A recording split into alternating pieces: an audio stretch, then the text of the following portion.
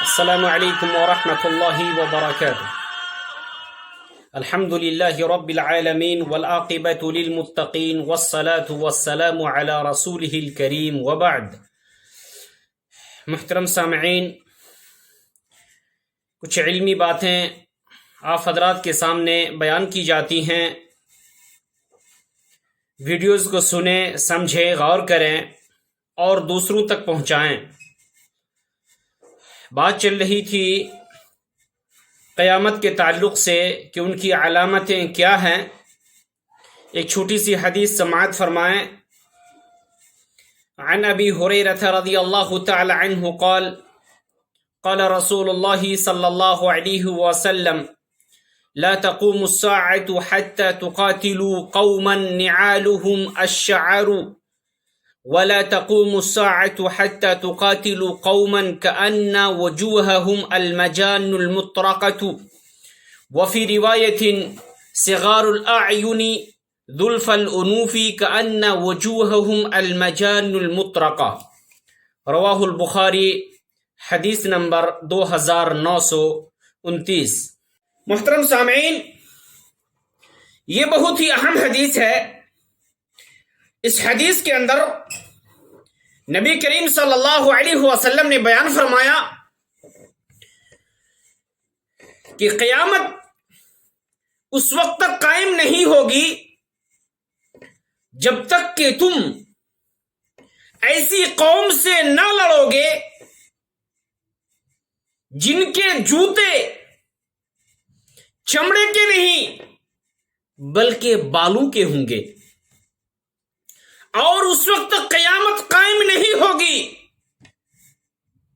جب تک کہ تم ایسی قوم سے نہ لڑو گے جن کے چہرے تہ بتہ ڈھال جیسے ہوں گے۔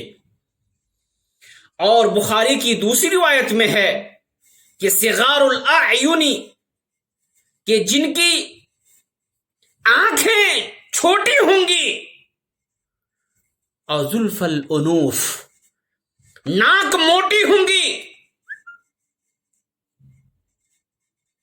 جیسے چہرے پر ایسے گوشت لگے ہوں گے، ایسے چمڑے ہوں گے جیسے کوئی ڈھال شدہ چیز ہو۔ محترم سامعین، یہ رہی حدیث۔ اب اس حدیث میں بہت ساری باتیں سمجھ میں آتی ہیں اور سوال بھی پیدا ہوتا ہے کہ کون ایسی قوم ہوگی کہ جن کے چمڑے کے جوتے نہیں بلکہ بالوں کے جوتے ہوں گے۔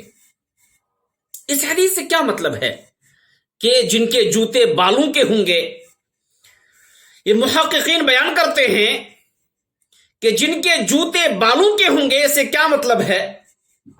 تو علماء کرام اس سے دو مطلب بیان کرتے ہیں۔ یعنی ایک تو بیان کرتے ہیں کہ ان کے بال اتنے لمبے ہوں گے کہ وہ جوتوں تک پہنچ جائیں گے، جوتوں تک ان کے بال پہنچ جائیں گے۔ یہ ایسی قوم ہوگی جن سے قتال کریں گے، لڑائی کریں گے۔ دوسرا مطلب یہ ہے کہ ان نعالهم من الشعر بأن يجعلوا نعالهم من شعر، کہ حقیقی طور پر ان کا جوتا یہ بالوں سے بنایا ہوا ہوگا۔ ان کے جوتے بالوں سے بنے ہوئے ہوں گے۔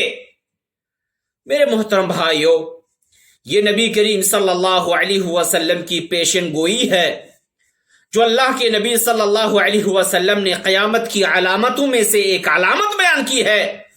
اللہ تبارک و تعالی سے دعا ہے کہ الہ العالمین ان جیسے فتنوں سے ہمیں محفوظ فرما، اور قیامت کے خوفناک علامت سے تو ہمیں محفوظ فرما جو قرب قیامت آنے والی ہے۔ اللہ تو ہم سارے ان فتنوں سے ہمیں محفوظ فرما، دجال کے فتنوں سے محفوظ فرما۔ اللہ رب العالمین ہم سارے لوگوں کو ایمان بالخیر کے ساتھ زندہ رکھ۔ والسلام علیکم ورحمۃ اللہ وبرکاتہ۔